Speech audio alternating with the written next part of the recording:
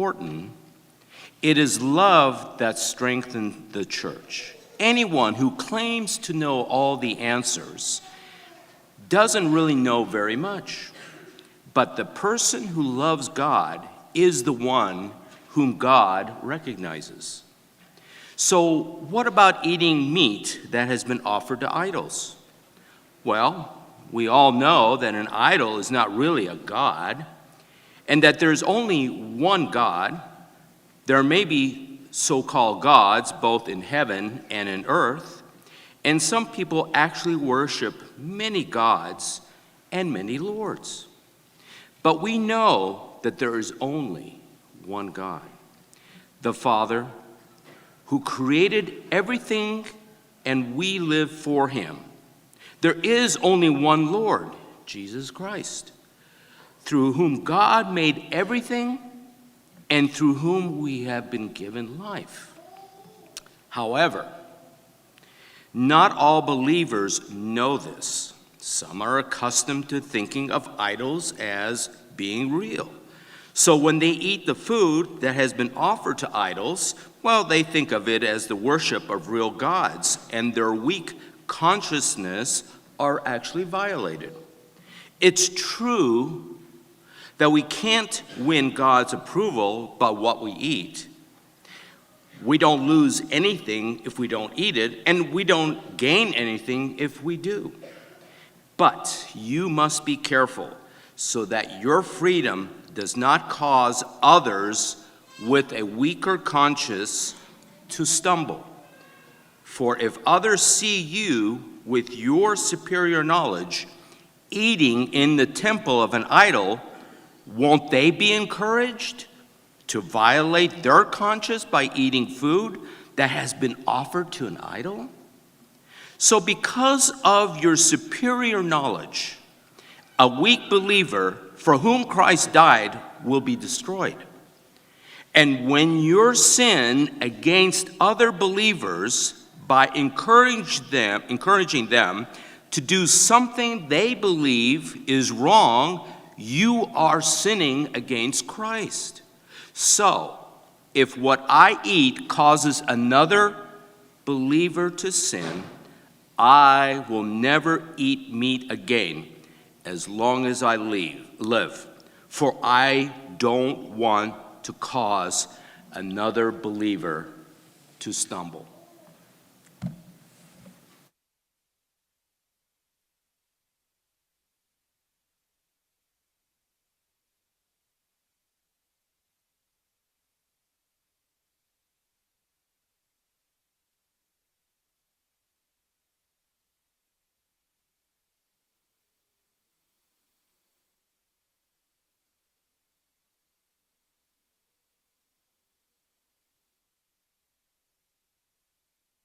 I am.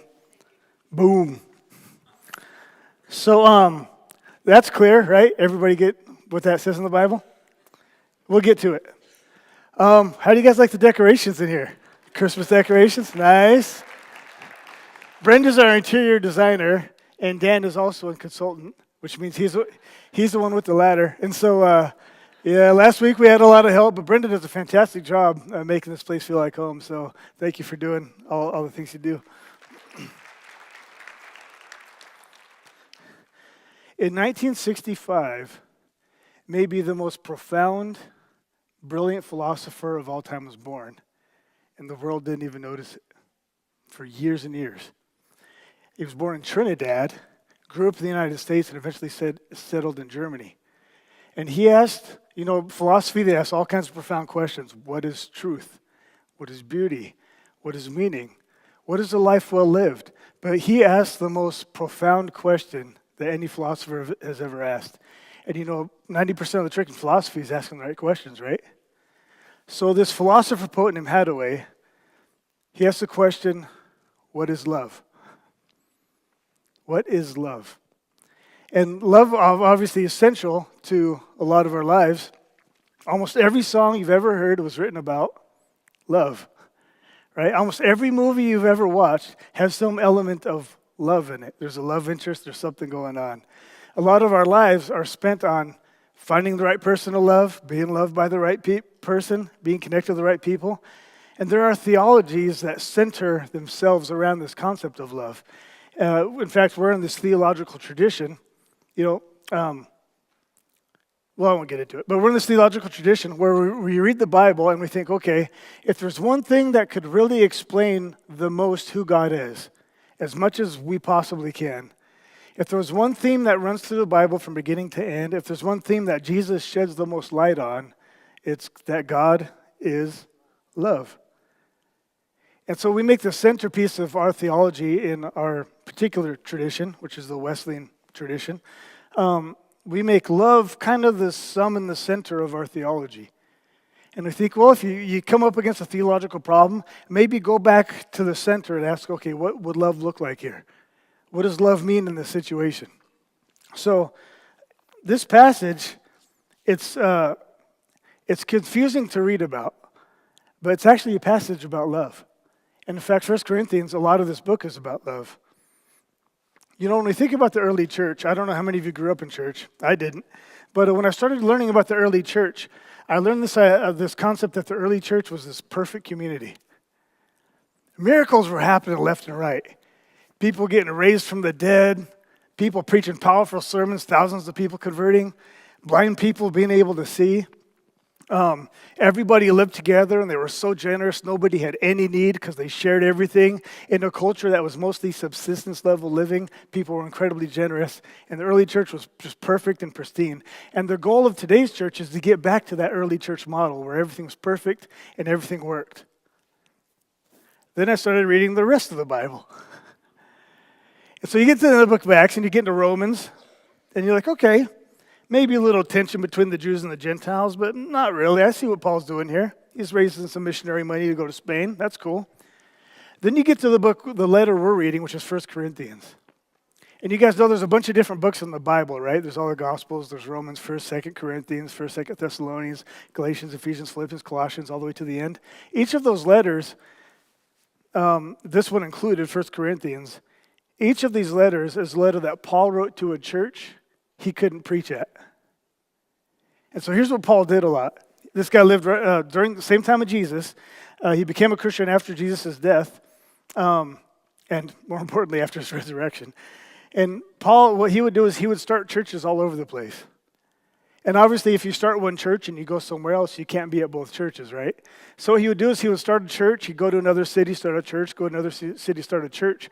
Well, sometimes while he's in the new city, he'd hear rumors and gossip about the old church and hear what was going on there.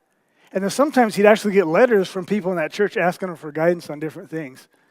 And so it's interesting because a lot of the letters you read in the New Testament, they're Paul responding to questions people have or responding to problems that are happening in the churches because he can't be there. For example, in Galatians, he started this church in the city called Galatia.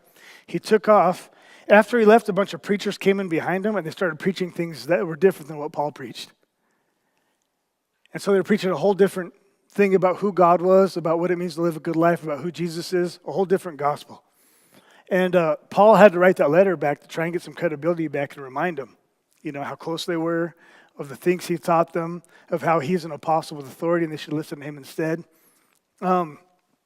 Philippians, for example, there's a church he started in Philippi, then he left, then he wrote back to it, and he was in prison when he wrote this letter. And he wanted to encourage them and say, look, yeah, life gets difficult. I'm in prison. I can't be with you. But there's joy. There's meaning even in our suffering. And so he writes that letter.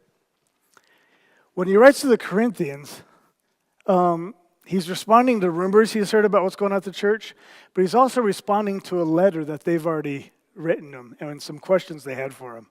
And so he's responding to 5 different questions in 1 Corinthians, and he's responding to some pastoral concerns he has. For example, there's a guy sleeping with a stepmom.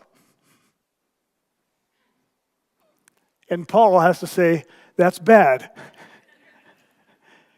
Now, given that situation, do you still think that the early church was perfect? No. And not only was he doing it, but other people were encouraging and bragging about the fact that he could do it because he had freedom in Christ, so they didn't have to follow rules anymore. And Paul's like, that's actually a rule we should all agree on. Like, that's really bad, guys. What's going on here?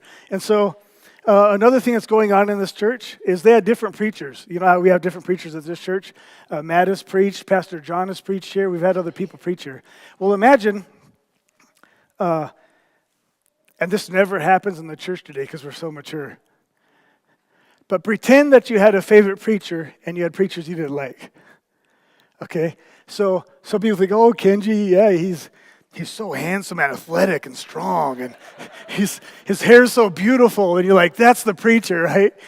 And then you get to Matt, and you're like, well, I don't think Kenji's funny. He thinks he's endearing, but he's actually obnoxious and kind of annoying. Matt's the man. He knows Greek. He knows all the verses. He's super intelligent. He's got tons of pastoral experience, so his sermons always have teeth, and they're practically relevant, and he's not cracking all those dumb jokes Kenji cracks. The other people are like, yeah, but, what about Pastor John? That guy talks about transhumanism. He has decades of church consultancy involved. He has a very physics-oriented mind, and so he has a lot of precision in his preaching. He's very intelligent, So people, imagine if our church not only had favorite preachers, but we started fighting over who the best preacher was. To the point where there were cliques in the church that centered around the personalities of the different preachers. Now, we don't have that here. I mean, people have preferences to preachers and preaching styles and all that. That's going to happen, of course. But we don't have division in the church based over who your favorite preacher is. And the Corinthians had that. They would fight over who the best was. And so this was a church divided. They were fighting over all kinds of stuff. So Paul writes to them and he talks about, hey, doesn't matter who's preaching. We're all talking about Jesus. He's the one who should bring us together, unite us. Stop being idiots. Then he talks about sexual morality. And he says, hey, look, the Bible's pretty clear on how you're supposed to live. He says, sex is good. It was God's idea. He gave it to us as a gift. But, you have to, it's like a river. You don't want to flood and destroy everything. You have to stay in the riverbank. So there's certain guidelines how we do this. Enjoy it, but with your wife, only your wife, forever. And he kind of goes through all this stuff. Stepmom, not so much. Okay? He covers that. And then he gets to the issue we're talking about now, which is, should you eat meat? Like, why would that? Fighting over preachers, causing church division, that makes sense. Sexual immorality, people judging each other over the blatant sin, that could cause division and make some sense too. Eating meat, what's going on here? This is one of those sections in the Bible where it helps to have nerds who have studied the Bible a lot kind of explain some of the context for you. A lot of the Bible's very clear. Love your enemies. How much historical context do you need to know to understand that? None. You know what love your enemies means. That's what Jesus preached. You can go do that. This thing about meat's a little more complicated. So we're going to walk through it, and it's going to change your life. And by the time you leave, you're going to know everything you could possibly know about this passage, and you're going to seem so smart. Everyone's going to like you. Okay, so here's how he starts.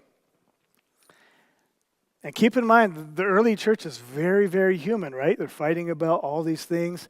And I don't know, it's very ordinary, everyday situations they're talking about now. Not talking about passing on a handkerchief and healing everybody. Not talking about being mistaken for gods. He's talking about learning how to put up with each other. How to get along. Okay, so chapter 8, verse 1, he says, now about food sacrificed to idols. What does that mean? Stop right there. Okay, in the ancient world, they almost never ate meat. They almost never ate meat. Rich people got meat more than poor people, but nobody got meat all the time. Like, we're so rich now, meat's the main thing on all of our dishes, and we have some stuff supplement that. It was very rare. So where would you get meat in the ancient times? If they didn't have grocery stores and, these huge factory farming and ranching operations that could provide meat for basically the whole world. Well, they didn't have that scale of agriculture or agribusiness. So the main source of meat was the sacrificial system. Let me tell you what that is because it's weird. We don't sacrifice chickens in church anymore. We ended that about February of last year. Just got a lot of complaints, I don't know. But what they used to do is they would sacrifice animals. That was this whole ritual system built up around that. Well, what would they do with the extra meat? Well, with the extra meat, the priest would get some. They'd give some to the god they were sacrificing to. Then you'd eat some. And that's where the part you would eat some, that's where they would get a lot of the meat in the ancient world. Now, Jews did this. You guys know all about the sacrifices in the temple, but pagan religions did this too. So people worship Zeus. Have you guys heard of him? They worshipped whoever else were gods. Poseidon, Diana, Hermes. They worshipped a bunch of different gods. Poseidon, especially, much among the merchant class. But what they would do is they would make a sacrifice, burn some of this meat to these pagan gods. Some would go to the priest of the pagan gods, and then some would go to the market. And then they could sell the meat at market. I just thought it was a really dumb joke. Okay, so one little piggy would go to the priest, the little piggy would go to the gods, and then this little piggy would go to market. Told you it was a dad joke. So that's where they would get a lot of meat in the ancient world. And they did have restaurants in the ancient world, but they were different. You would only eat meat on special occasions. And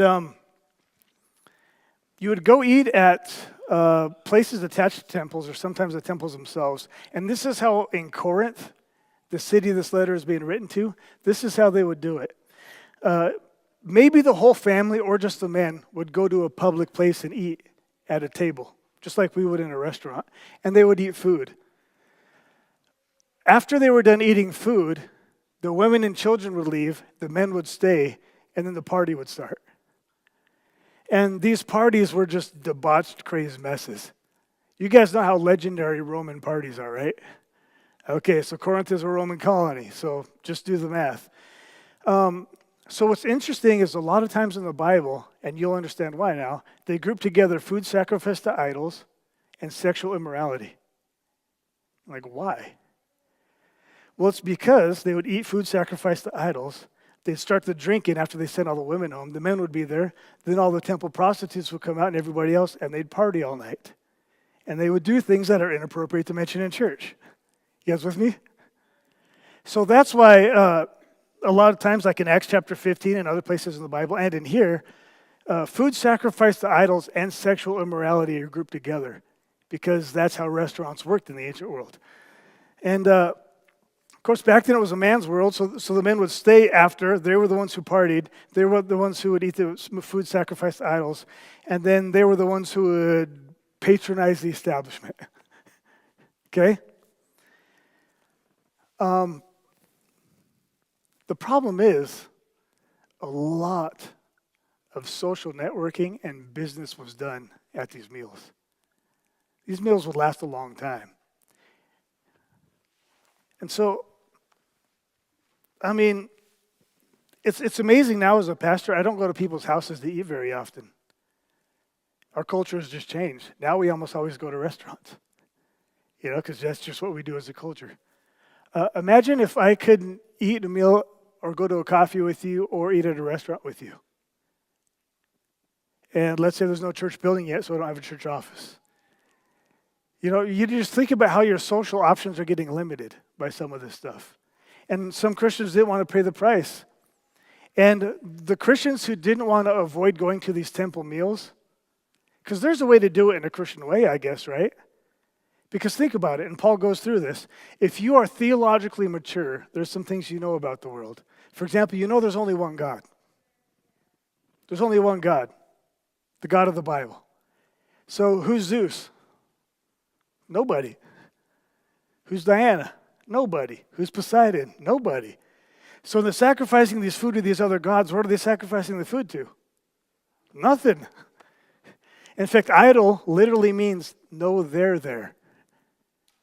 There's no there there. There's nothing there. So yeah, they think they're sacrificing to some thing, but they just sacrificed it to nothing. So of course I can eat it. It's just some animal that got killed. It's not religious or infused with spiritual magical power. There's only one God. So I'm good. There were some concerns that people had that it wasn't processed properly by the right priest. It might have still had the blood in it. I mean, it might not have been kosher. There's certain concerns about it. But if you're theologically mature, there's no other gods. There's only one God, and that is just meat. It's not magical. So it's fine. Eat it. There's no problem. And Paul points that out. He says, look, this is what you guys are saying, why you can go to these temple meals, these restaurants and these places. And look, you could leave before the party gets started. So you can still socialize, you can still witness, you can still talk about Jesus, do all the things you're supposed to do. It's a witness, right? So you can still do that. You can eat the meat because it's just meat, and you can leave before the party, and you could just have clean hands. And mature theological Christians know this. And Paul's saying, look, I agree with you. You know a lot of things. I know those things too. We share this knowledge. That's true. However, knowledge puffs up, but love builds up. And so he goes on to say, look, you know you have a lot of people at your church who not only don't know these things, but are struggling to worship only Jesus. You know how they worshiped a bunch of gods back then? A lot of people just throw Jesus in the mix. We never do that now. Like we walk away from worshiping youth and money and another human being and, all kinds of stuff, and we just go for Jesus, right? No false gods in our lives. But see, what they would do, because they were dumb, primitive cave people, is, that's the most thickest sarcasm I could muster. What they would do is they would just throw Jesus in among all the gods they already worshiped. And sometimes they'd be tempted to go back and worship their other gods as well, which is not good.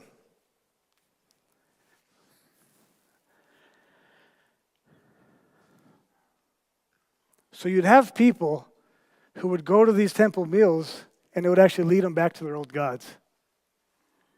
Now, what if you went to there and you saw pastor there? You saw the more knowledgeable, mature people at the temple doing this. You'd be like, well, yeah, they're doing it. I could do it. And what's Paul saying here? He's saying, yeah, you're right, but you have to be righteous as well. It's not enough to be right. You have to be righteous, which means not only do you know what right is, you make things right too. You're not just knowing what right is, you're making it right. And we live in a whole culture where people are substituting right action with right opinions. And we all high-five each other in chat rooms on the internet and feel good about how right we are, and nobody gets helped. And Paul said, that's cowardly. That's weak. Sure, you have this knowledge. I have it too. But if you're going to lead other people into sin, you got to think about how you're influencing, pastoring other people as well. And then he provides a counter argument in chapter 10, which we're not going to get to. And he says, by the way, it's not that they're not worshiping nothing, they're actually worshiping demons. So when you eat the food, you're eating food that's been offered to demons as well. But we're not going that far. But for you nerds who want to jump ahead, that's something that's there. So, I won't go into the nuance of this whole conversation, but that's the basic conversation Paul has with these people. Now, you know what strikes me about this conversation? Is how ordinary it is. It's kind of boring. I would rather have a manual on how to raise people from the dead and heal people with the laying on my hands. That's what I would like. In fact, if there's something about walking on water in there, I'd like to try that too. Because that's pretty sweet. I want to cast out demons. I want to do the cool, flashy stuff. And here's Paul saying, look, if it's a Thursday and somebody invites you out to a restaurant, you got to think about how that's going to influence some of your friends. It's very ordinary. It's very everyday. And actually, that's the genius of it, because that's where love actually happens. That's where love actually happens.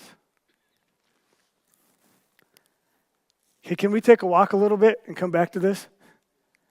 Okay, take a walk with me.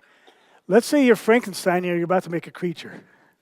Okay, you want to make a human who was way more eloquent in the book than in any of the movies. That's neither here nor there. But you want to make a creature. What would you throw in there to make something human-like? You throw in reflexes, right? Because humans have reflexes.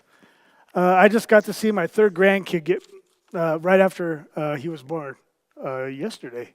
No, the day before. And so, thank you. I get all the credit. And so babies are just little, like, gross, ugly old man masses of flesh, right? Like, they can't do anything. Like, I love them because, I'm obligated to, but they're kind of gross and useless too. But there's things that are built into babies. There's things that are built into babies that they don't learn. They have reflexes, like the rooting reflex. Their mouth just goes looking for food. They hear their mama's voice and they just look in that direction because they know that voice. They just grab things. There's kind of these built-in parts to humans that we don't learn, we just know. So that's one thing you don't want to have to throw in if you want to make you human is reflexes. Something else you don't have to throw in is emotions. Do kids have emotions? Yeah. Do you got to teach them? No. And how do they express every emotion? It could be anger, it could be surprise, it could be disgust, it could be happiness, it could be frustration. How do babies express every emotion? They cry. Yeah. They cry and they yell. And that emotion, again, it's not something we learn. It's kind of hardwired into us. And it's really good. Emotions are good because they teach you things before you're smart enough to know them. Most humans are afraid of snakes just by nature. We don't have to learn to fear snakes. Most babies just fear snakes. You know why? Because snakes are poisonous and sometimes they'll kill you. Right? And so there's this built-in knowledge that we have. And that's what emotions do, is they communicate pre-consciously. Well, maybe not, pre-rationally. Let's say that. Yeah. I got a little brave there. So we got reflexes, we have emotions. I would also throw in reason. We're supposed to be smart, right? We're supposed to think things through. We're supposed to be logical and rational, and we make decisions based on that reason. And we do sometimes. Like sometimes a kid will recoil at a war veteran who has a messed up face. That's the emotion. And then you teach the kid, well, no, that's actually something that we honor because they made a great sacrifice for us. They didn't even know you and they did that for you. And so it's okay to look at that and it's okay to know the person behind it. It's not scary, it's not bad, it's nothing. That's a wonderful human being in front of you. And then the kid learns rationally how to assess the situation, right? So you would throw in some reason. What's the last thing I put? One more thing you could throw in is habits. Because humans have habits. Now habits, they're not reflexes. It's not like flinching. It's not like something you instantly know. Habits is something you learn. It's something you acquire. So in the beginning, you decide a habit, then eventually the habit decides you because it becomes automatic. So you know how reflex of flinching is first nature? Habits become second nature, right? So instead of flinching back, I can learn to throw my shoulder and slip the punch and then counter with a shovel left hook to the liver and drop them. But that needs to become habit. And how does it become habit? You train it thousands and thousands and thousands of times. And that becomes second nature. So what's crazy is it looks like a reflex, but it's not strictly speaking a reflex. It's very close to one, but you trained it. I saw this little Asian girl, because of course she was an Asian girl, playing a violin. She could barely hold it up, and she was slaying it. Just killing it. She was awesome. Now, she wasn't born with the reflexes to know how to play the violin. She wasn't born with the emotions to play the violin or the reason to play the violin. She had to teach her body how to do it. And she's played this song hundreds, maybe thousands of times. So she was whipping through that song without even thinking about it. In fact, it was cute. She was imitating violinists she had seen. And so she's moving her body and making it look all hard. And that piece was so easy for her. But she tried to make it look dramatic. So that's what a habit is. A habit is like a second nature that you've developed. Okay, so when we talk about love, we're talking about different kinds of love because there's different kinds of love. Love isn't all the same thing. Love is a reflex. Love is a reflex. Love is ingrained in you. Kids want to be attached to their parents.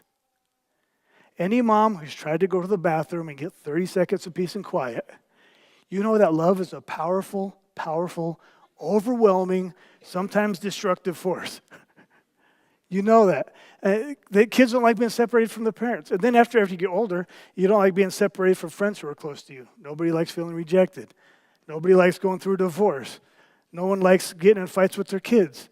I mean, we are actually instinctively designed to be connected to other human beings. So love is a reflex in that way. Is love an emotion? Yes, it is.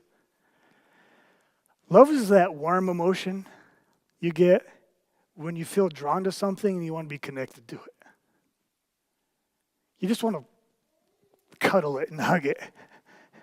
Like, what was that? Elvira or Elmira in the Looney Tunes, you know, the little girl. What was that her name? Yeah, nobody knows. Okay, Tiny Toons, yeah. So you just want to be connected to it. You want to love it and hug it and squeeze it all over, right? That's the emotion of love. And we've all probably felt falling in love or having a crush. Like you want to be connected to this thing so bad, you think about this person when they're not even around. And you fantasize in the mind all the ways you're going to get married and move to France and, do all this stuff. And you're just loving the person emotionally. And that's a good phase. It's an awesome phase. And then there's love that's a rational decision. Sometimes we choose to love. Dun, dun, dun, dun, dun. Sometimes we choose to love because we know it's the right thing to do. And we have to decide to do it. Man, your kids, right? Like you love them. Oh, you love them, right? You love them. But you're not always feel warm and fuzzy like you want to be connected to them. Sometimes you make the decision not to drop kick them out of a window, right? And you say, you don't know how much I love you right now, but it just saved your life. Because I made a decision that was kind of against my will. And so there's the rational part of love. And then there's love as a habit. We don't think of love as a habit, but it is. And a lot of times we'll get this with our kids or our spouses. Sometimes I annoy Michelle so much. I know you can't believe this. But sometimes for unknown reasons, I can get on her nerves really bad. And usually she's still kind to me, even when I'm really mean. Like at night, I'll do this thing where I'll test to see how mad she is at me, and I'll just reach over and touch her, right? And she goes, like that. I'm like, oh man, I'm in trouble. This is like, level 3. It's not quite like code red yet, but we're getting there. But if I put my hand on her and she puts her hand back on me, even if it's like, I'm like, okay, we're good. We're good. I can go to sleep and probably get away with it again tomorrow. But when you practice loving somebody or something, you just get good at it. It becomes a second nature. It becomes a reflex. And you don't have to make the decision to do it anymore. You don't have to feel like you want to do it anymore. It just kind of happens. And in this passage, Paul is not thinking about love as a reflex. That primitive feeling to be connected to other people. In this passage, he's not talking about love as an emotion. He's not even speaking as love according to reason, although the virtue of love would happen according to reason. But he's not saying, make a constant decision to love these people.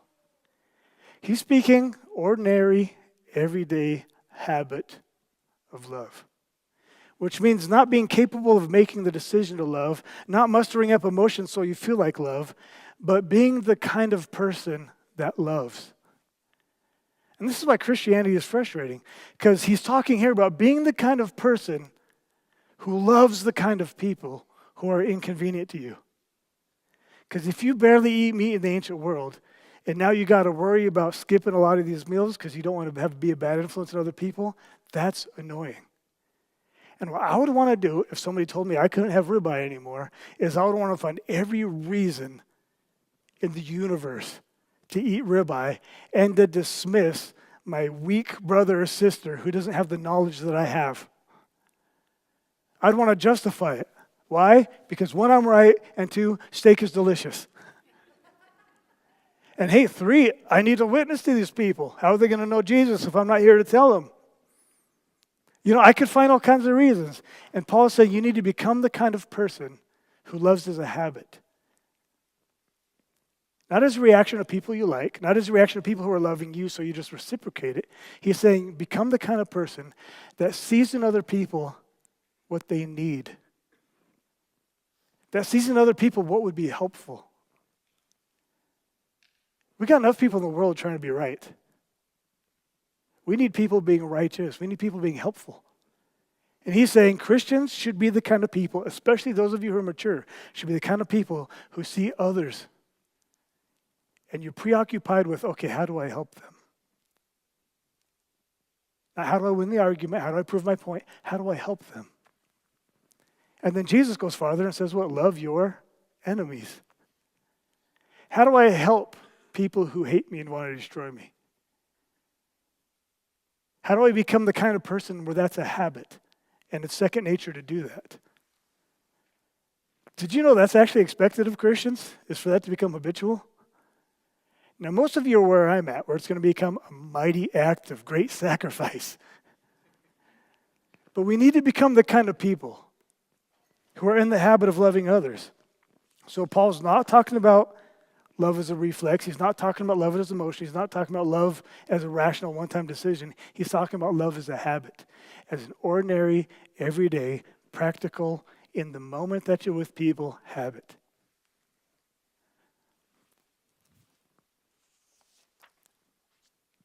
So we're in chapter 8 now. Let's skip ahead. You guys brought your Bibles, right? So in chapter 9, Paul talks about stuff. Chapter 10, he talks about more stuff. Chapter 11 and 12, he really gets into stuff. Then in chapter 13, he talks about love again. And he's been talking about meat sacrifice to idols for multiple chapters. He's talked about all kinds of other questions they've had. And here he talks about love. And this is what he says. I will show you the most excellent way, the best way, the supreme way. If I speak in the tongues of men or of angels, but do not have love, I'm only a resounding gong or a clanging cymbal. Some of you grew up in churches where they convinced you that you didn't have the whole Holy Spirit if you didn't speak in tongues. So that became the goal. Paul disagrees. If I have the gift of prophecy and can fathom all mysteries and all knowledge, can you imagine, dude, fathoming all mysteries and all knowledge? Do you know how hard some people work to learn stuff? I'm at the point where if I read a Bible book, I'm happy if I get 4 or 5 or 6 new things out of it. It's money well spent and hours well spent. Can you imagine fathoming all mysteries and all knowledge? Do you have any idea how many questions I have for God? Wouldn't it be awesome to have all the answers? I would win all the internet arguments. If I have the gift of prophecy and can fathom all mysteries and all knowledge, and if I have faith that can move mountains, but do not have love, I am nothing. If I give all I possess to the poor and give over my body to hardship that I may boast, but do not have love, I gain nothing. Now, he's not talking about weddings here, although he is also, but he's talking about meat sacrifice to idols and ordinary, everyday love as a habit. What does he say? Love is patient. Love is kind. It does not envy. It does not boast. It is not proud. Proud is when you think you're better than other people. Love is not that. It does not dishonor others. So no talking trash or putting them down, trying to hurt them. It does not dishonor others. It is not self-seeking. So if you're loving, you are not the center. Somebody else has become the center, and you're preoccupied with how to help them now. Love is not self-seeking. It is not easily angered. It keeps no record of wrongs. Love does not delight in evil, but rejoices with the truth. It always protects, always trusts, always hopes, always perseveres. Love never fails.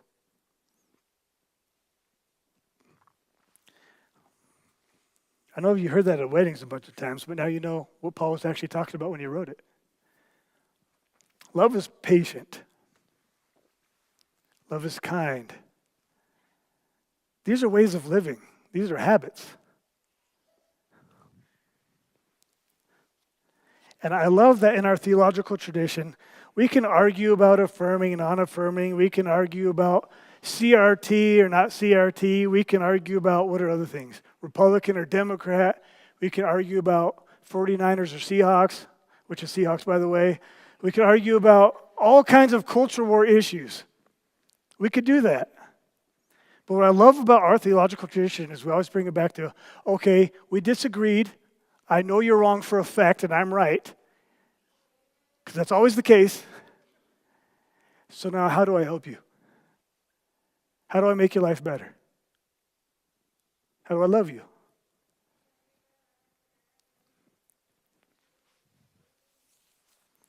How do we make love a habit like this?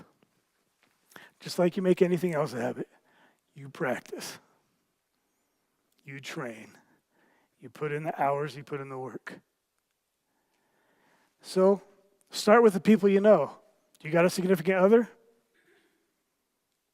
That's a great training ground for becoming a loving person. You got kids? That takes you even more outside yourself. That's a great training ground to be a loving person. Do you have family, extended family? Do you have friends? Here's a big one. Do you have a church home? You know, Timberview is not for everybody. I get that. I get that. That's fine. That's why there's a lot of different churches out there preaching Jesus. Is because we're not supposed to be the same. It takes all kinds, right? So I love that there's lots of churches. I love they're all preaching to Jesus. And I don't care that they're all not like us. But you cannot be a churchless Christian. Let me tell you why. It's not because I need your tithe. Although if you're rich, I do. Just kidding. That was a joke. It's not because we need your tithe or we need your money or any of that. It's because if you have a church home, not just a place you go to on Sundays and disappear, show up late, leave early. I'm not talking about that. If you have a church home where you go there and you spend time focused on Jesus with other people who are friends of yours, then you stay in contact with that church, because the church is the people, right? If you stay in contact with that church throughout the week,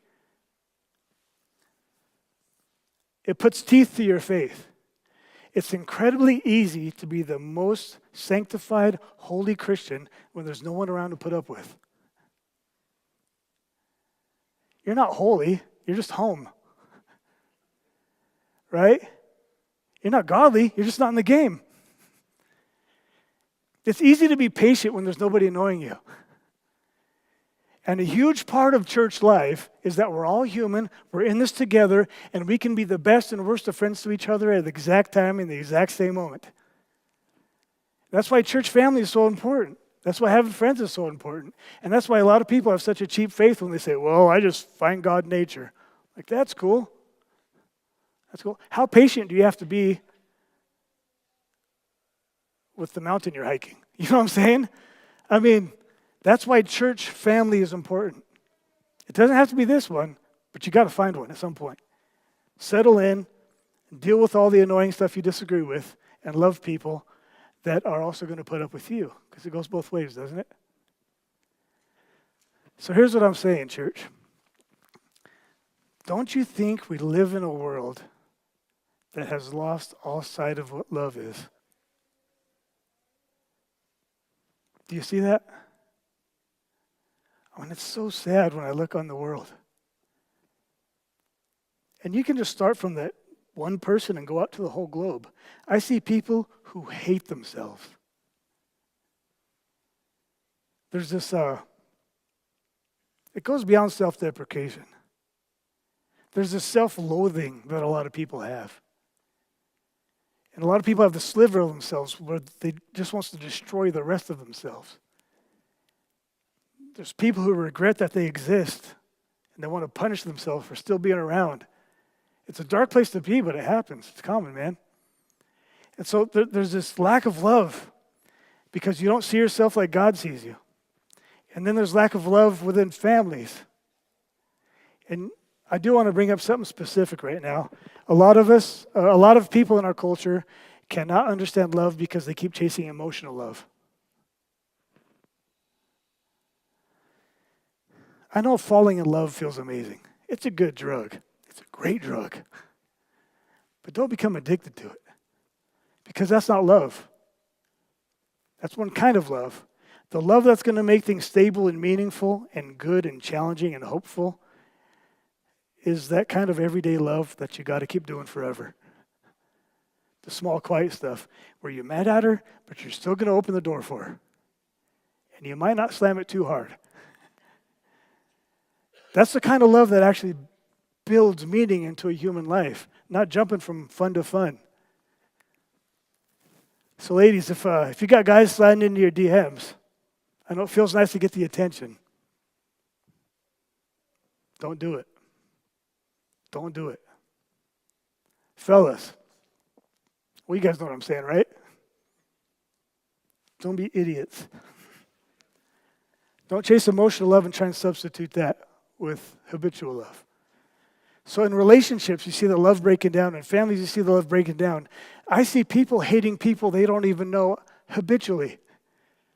People are watching the news and they'll label a whole group of people and they'll hate them because they're over there, because they're not us. And we'll hate people with different opinions. We'll hate people who sit on a different part of the political aisle. We'll hate people with a different view on Israel, Palestine, on abortion. What other hot topics? LGBTQIA plus, yabba dabba doo issues. We'll hate each other over all kinds of different issues. But here's what the cross is, and here's what I'm going to finish with. What is the cross if not God saying, I love you in the most clear and certain terms? Think about it. You know, we think, well, love is when we meet halfway and both people give 50% and we kind of compromise and we reciprocate. Yeah, maybe human love. God's love is when we're desperate, we can't reach God, we don't know what we're doing, our life is falling apart, and God reaches all the way down to us from heaven, and he becomes one of us, and he lives among us, and he walks in the dirt, and he listens to stupid people's arguments, and he answers their dumb questions. And he has people call him, say that he's empowered by Satan himself. And he loses sleep, and he gets hungry. And he gets in conflict with religious leaders and priests and politicians. He has people actually try and kill him multiple times until they finally do. And he does that all voluntarily because he's making all the generosity and all the sacrifices from his end to say that you are worth at least this. That God so loved the world that he gave his one and only son, right? And then elsewhere in Corinthians, in the other letter, he says that it's God who knew no sin became sin for us so that we might become the righteousness of God. So the love of God poured out in Jesus Christ shows us how God really feels about us. Because he loves us, we can enter into that love. And by living in that love, we don't earn it, but by soaking in it, it redeems us and changes us and makes us the kind of people who are filled with God's love and can spill it on other people and share that love. And that recreates and changes the world. And so what we're doing here at church is I'm not giving you a cool little self-help spiel so you can go home and feel self-improved until Wednesday, where you get another lift the following Sunday. You know, it's good to have Sunday and Wednesday because Jesus was kind of rubbing off a little by Tuesday. By Wednesday night, you're not even Christian anymore, right? So you get back to church, you're like, yeah, I'm filled up again. That's not what this is. This is us getting together, loving our God, and getting his advice on how to subvert the existing order of the world together. And as we leave this place, we go behind enemy lines and we wade into the hate and we say, you know what? Love conquers hate. I'm not going to hate you. I know you're saying things about me. I know you want to hurt me. I know you want to cut me down. How can I help you?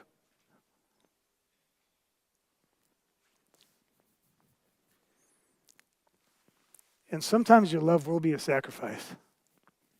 You need to know that. Does everybody love God back? No, but he died on the cross to show everybody, the whole world, that he loves them. Which means he loves you, which means you probably shouldn't hate yourself. But not everybody loves God back. Not everybody has the capacity or desire to give you love back. It's not a reciprocal thing. Sometimes it's a sacrifice. And this is sad because sometimes it's a sacrifice towards your dumb kids because they don't get it yet. Sometimes it's a sacrifice to your spouse because for whatever reason, they can only go an inch deep right now, and they might not ever be able to give back any more than that. I know that's a hard calling. Sometimes you got friends you're investing in, and that doesn't come back around to you either.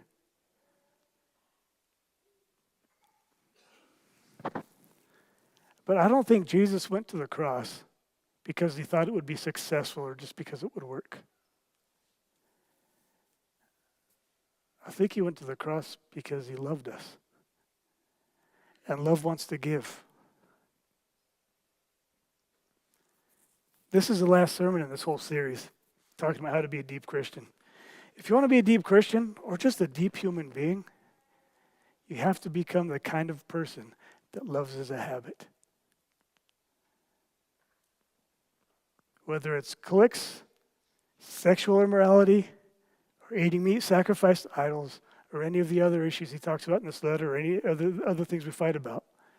We need to be a church that is in the habit of loving.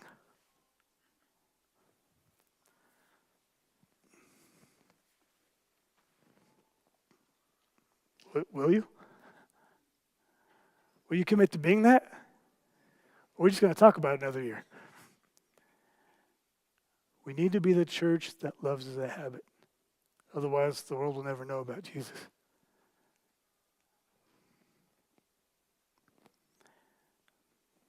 Can I give you a bonus conclusion to my sermon? This is bad preaching, but I want to give it to you. You know God wins in the end, right? God wins in the end. And so, when you're loving, you're on the side of victory, even though the war's not over yet. So, for those of you in tough situations who are loving unlovable people, I just want to pray extra grace over you, and I want to pray that you could persevere in this. And I want to say sometimes a person becomes lovable to where they can love you back. Sometimes they don't. But as a church, we're just called to be the kind of people that love. Some of you don't know the love of God yet. You've never experienced it yourself. And church is the perfect place for that to happen. God is here today. And whether this is your first time or you've drifted from God and it's been a while since you've known his love, I want to give you a chance right now to receive God's love that he's already offering to you. And the way we're going to do that is through communion. So if the communion guys could go ahead and start handing out the elements. So here's what communion is. We have this little thing, and the top is a little wafer, and the grape juice is in right here. And this is what this means. This is what this symbolizes. The wafer symbolizes Jesus' body, that he made an actual physical sacrifice for us. And the grape juice represents his blood, that he actually bled for us. And you know, when you pour out blood, sweat, and tears for somebody, you do that because you love them. And so sometimes we're self-reflecting during communion. Sometimes we do it for different reasons. Today, here's what I want you to do. As you break the bread, and as you drink the grape juice, and as you pray beforehand, I want you to think about the deep, persistent, loving love that God has for you. That he loves you this moment, that he loves you right now, that he loves you in this place and in this instant. And that God loves you as a habit. He loves you in every way that is possible to love a person. And after you pray, you're going to get a chance to receive that love. And when you take communion, that's going to be us proclaiming that we're going to trust that love, we accept it, and that we want to be in the love of God again. So sit with God a minute in prayer, and then we'll come back and do this together.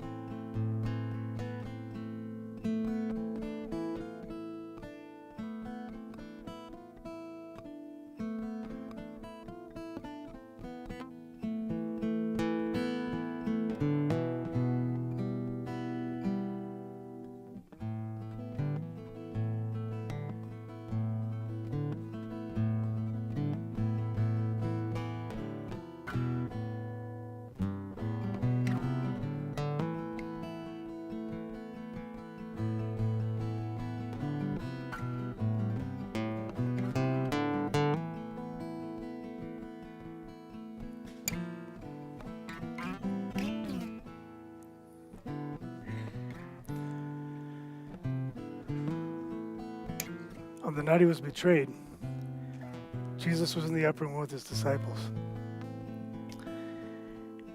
And if today you're re-entering the love of God, I want us to do something a little different, and I want you to stand as we take communion if you're making that decision.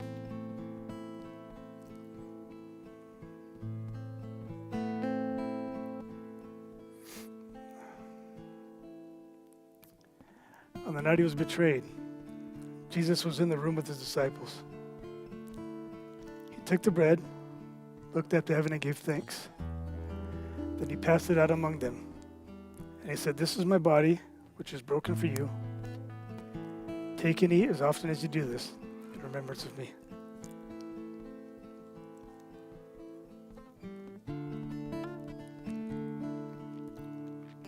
In the same way, he took the cup, passed it out among them, and said, "This is the blood of the new covenant, which is poured out for you and for the sins of many.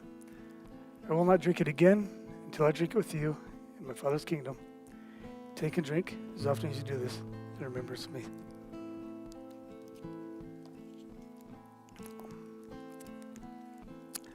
Let's all stand for the final prayer.